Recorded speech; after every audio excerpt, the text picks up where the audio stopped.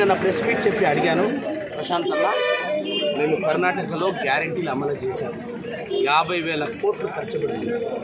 ప్రతి గృహిణికి 2,000 ఇచ్చాం. ఇప్పుడే ఇచ్చాం. ఇన్ ద సెన్స్ గడిచిన 2-3 నెలల నుంచి మేము ఇచ్చాం.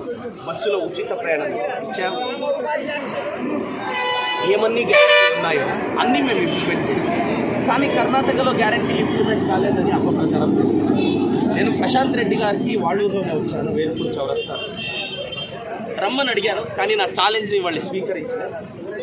వచ్చి వెయిట్ చేస్తున్నాను 1-2 అవర్స్ నుంచి. నేను ఇంకా 2 అవర్లు వెయిట్ చేస్తాను వాళ్ళ కోసం. పోనీ వాళ్ళు ఫ్రీ అయినప్పుడు వచ్చినే నేను తోడుకెళ్తాను. అన్న ఈవినింగ్ ఫ్రీ అవుతాడు, లేట్ నైట్ ఫ్రీ అవుతాడు, అర్లీ మార్నింగ్ ఫ్రీ అవుతాడు, నేను రెడీ. కర్ణాటకలో వాళ్ళు ఏ విలేజ్ చూస్ చేసినా అక్కడ తోడుకెళ్ళి మేము గ్యారెంటీలు ఇంప్లిమెంట్ చేశామని ప్రూవ్ చేస్తాం. కానీ ప్రశాంత్ రెడ్డి గారు దయచేసి మీరు తెలంగాణ ప్రజల క్షమాపణ అడగాలి. ఎందుకంటే తెలంగాణ ప్రజల్ని మీరు దావ తప్పిస్తున్నారు. నిజాలు చెప్పట్లే, మీరు అబద్ధాలే చెప్తున్నారు. సో కర్ణాటకలో మేము గ్యారెంటీలు అమలు చేశాము. తెలంగాణలో కాంగ్రెస్ పక్షం అధికారం చేస్తుంది. సరిసుమారు 80 సీట్లు మేము కాంగ్రెస్ పార్టీ గెలుస్తాము. డిసెంబర్లో తెలంగాణలో కాంగ్రెస్ ప్రభుత్వం అధికారం వహిస్తుంది. జనవరి సంక్రాంతి కల్లా తెలంగాణలో మేము గ్యారెంటీలు ఇంప్లిమెంట్ చేసాం. ఎందుకంటే మేము కర్ణాటకలో ఇంప్లిమెంట్ చేసి సక్సెస్ అయిన ఒక ఎమ్మెల్యేగా నేను చెప్తున్నాను. ఇక్కడ కాంగ్రెస్ ప్రభుత్వం వస్తుంది. కేసీఆర్ గారు, కేటీఆర్ గారు, ప్రశాంత్ రెడ్డి గారు ఇలాంటి ఆధారాలకు దూరమైన ఆరోపణలు చేయది వదలండి అని చెప్తున్నాను. నా ఛాలెంజ్ని రిసీవ్ చేయడానికి వాళ్ళు ఫెయిల్ అయ్యారు. టైం ఇచ్చాము, ఆ టైంలో వచ్చి కూర్చున్నాము, ఇంకా వెయిట్ చేస్తాము. వాళ్ళు మీ మీడియా ద్వారా చెప్పండి ప్రశాంత్ సాయంత్రం వస్తారో, మార్నింగ్ వస్తారో, రేపు వస్తారో, ఎల్లుండి వస్తారో. వాళ్ళు ఎక్కడుంటే అక్కడికి చాపర్ పంపుతా, స్పెషల్ ఫ్లైట్లో తోడుకెళ్తా. వాళ్ళ సెక్యూరిటీ నా జవాబారి. మంచి పువ్వు పెడతా, కర్ణాటక చూపిస్తా, చేపిస్తా. కర్ణాటక చిక్బలాపూర్ కాంగ్రెస్ ఎమ్మెల్యేని గత 15-20 రోజుల నుంచి గౌరవనీయులైన కేసీఆర్ గారు, ప్రశాంత్ రెడ్డి గారు కర్ణాటక ప్రభుత్వంలో కాంగ్రెస్ గ్యారెంటీలు అమలు కావాలని ప్రతి ఊర్లో ఆరోపణలు చేస్తున్నారు. మేము కర్ణాటకలో ఏం గ్యారెంటీలు ఇచ్చాం?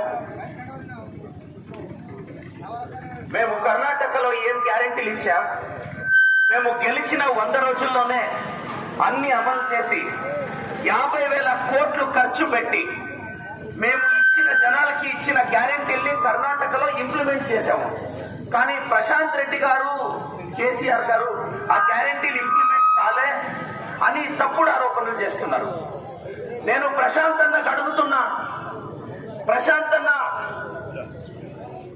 నాతో రా, ఫ్లైట్ ఛార్జ్ నాదే, మీ సెక్యూరిటీ నాదే, మిమ్మల్ని చాపర్ లో ఇటు నుంచి ఎయిర్పోర్ట్ తోడుకెళ్ళి స్పెషల్ ఫ్లైట్ లో తోడుకెళ్తా. కర్ణాటకలో మీరు ఏ గ్రామం చూస్ చేస్తే ఆ గ్రామానికి తోడుకెళ్ళి మేము గ్యారెంటీలు ఇంప్లిమెంట్ చేసిందాము అని ప్రూవ్ చేస్తా. మేము దానికి 50,000 కోట్లు ఖర్చు పెడుతున్నాం. కానీ అదేంటన్నా గ్యారెంటీల గురించి, మా కర్ణాటక ప్రభుత్వం గురించి, కర్ణాటక కాంగ్రెస్ ప్రభుత్వం గురించి అపప్రచారం చేస్తున్నారు. అన్న, జనాలకి మంచి చేసింటే మంచిది అని చెప్పండి. కానీ గ్యారెంటీలు ఖచ్చితంగా ఇక్కడ కాంగ్రెస్ ప్రభుత్వం వస్తుంది, మనము గెలుస్తాము. సర్వే రిపోర్ట్లలో కాంగ్రెస్ కి 80 సీట్లు అని వచ్చింది. గెలుస్తారు. మేము ఇంప్లిమెంట్ చేశాం కాబట్టే నేను వాళ్ళూరులో సర్కిల్కి వచ్చి అన్నని అడుగుతున్నా, అన్నా రండి, లేకపోతే మీరు చేస్తున్న అపప్రచారాల్ని ఆపండి. 10 సంవత్సరాల్లో మీరు ఏం చేశారో దాన్ని చెప్పోటి అడగండి. మమ్మల్ని ఎందుకు రా తిట్టేది? మాకేం సత్తాలేదా ఏంటి? నేను చెప్పేది ఇంతే. తెలంగాణ ఇచ్చింది కాంగ్రెస్ పార్టీ, ఐఐటీలు కట్టింది కాంగ్రెస్ పార్టీ, ఎయిమ్స్ కట్టింది కాంగ్రెస్ పార్టీ, శిక్షణ ఇచ్చింది కాంగ్రెస్ పార్టీ, మీ ఊర్లో రోడ్ వేసింది, స్కూళ్లు కట్టింది కాంగ్రెస్ పార్టీ. తెలంగాణ ఇచ్చింది మా కాంగ్రెస్ పార్టీ అన్న.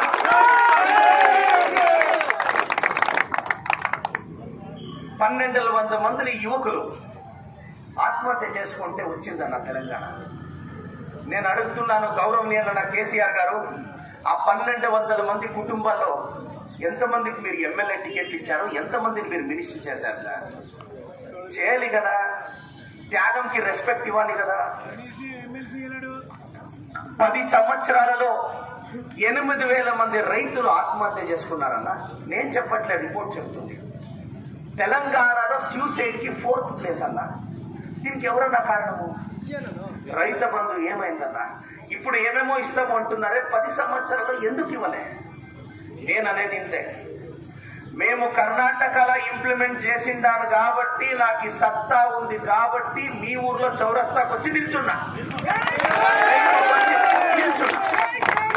మీరు రండి, మంచిగా మా కర్ణాటకలో గ్యారెంటీలు మీకు చూపించి, మంచి బువ్వ పెట్టి, ట్రాన్స్పోర్టేషన్ ఇచ్చి, అన్నని సేఫ్ గా తోడుకొచ్చి, ప్రశాంత్ అన్న నువ్వు బిజీ ఉంటే చెప్పన్నా, నేను చాపర్ అరేంజ్ చేస్తాను.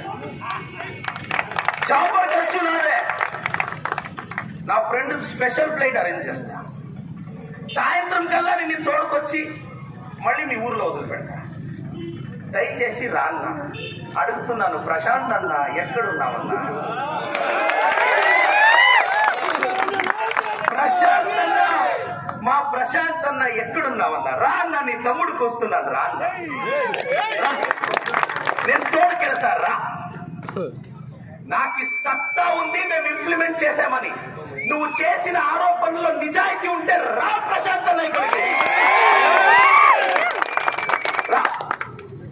ప్రశాంత్ అన్న గారి నంబర్ ఉంటే కలుగుతుంది, లేదు నేను ప్రశాంత్ అన్న ఎక్కడుంటే అక్కడ వెళ్తాను. నేనంటూ వెళతాను, ప్రశాంత్ అన్న అడుగుతాను, వాళ్ళు నాతో వచ్చి మా గ్యారెంటీని చూడాలి. కర్ణాటకలో ఎలా కాంగ్రెస్ ప్రభుత్వం గెలిచిందో తెలంగాణలో కాంగ్రెస్ ప్రభుత్వం గెలుస్తుంది. సునీల్ అన్న గెలుస్తారు. డిసెంబర్లో మన ప్రభుత్వం వస్తుంది. జనవరి సంక్రాంతి కల్లా ఈ గ్యారెంటీలు అమలు అవుతాయి. సోనియా గాంధీ గారి నాయకత్వం, రాహుల్ గాంధీ గారి నాయకత్వం, ప్రియాంక గాంధీ గారి నాయకత్వం, సిద్ధరామయ్య గారి నాయకత్వం, డికే శివకుమార్ గారి నాయకత్వం, డికే శివకుమార్ గారి నాయకత్వం, సిద్ధరామయ్య గారి నాయకత్వం, సిద్ధరామయ్య గారి నాయకత్వం. అన్న, తెలంగాణ, ఆంధ్ర, కర్ణాటక ప్రజలు మనమంతా అన్న తమ్ముళ్ళన్న. మాలో పంప అని ఒక కవి ఉన్నాడన్న. పంప కవి తమ్ముడే చీనవల్లభుడన్న. తెలుగు చరిత్రలో అద్భుతమైన గ్రంథ రాసిన చీనవల్లభుడు మా కర్ణాటక ఫేమస్ కవి పంప కవి తమ్ముడన్న. పోతులూరి వీరబ్రహ్మయ్య గారు నా కాన్స్టిట్యుయెన్సీలో కూర్చొని అక్కడ మెడిటేషన్ చేసి ఇక్కడ వచ్చిండేదన్న. ఎంతో మంది, నేను ఒక బీసీ కుర్రోడిని, నా తల్లి అనంతపురం డిస్ట్రిక్ట్, నేను ఒక బీసీ కుర్రోడిని. నేను ఒక బీసీ కుర్రోడిగా అడుగుతున్నాను, కేసీఆర్ గారు, బీసీ మంత్రుల్ని మీ ప్రభుత్వంలో మీరు డమ్మీ చేయలేదా? డమ్మీ చేశారు కదా. కేసీఆర్ గారు ఒక హోమ్ మినిస్టర్ వచ్చినా మీ ఇంట్లోకి రాలేకపోతున్నారే, అపాయింట్మెంట్ అని బయట నిలబెడుతున్నారే. బీసీ మంత్రులు గెలిస్తే దళిత ముఖ్యమంత్రి చేస్తామన్నారు కదా కేసీఆర్ గారు, ఎందుకు దళిత ముఖ్యమంత్రిని చేయలేకపోయారు?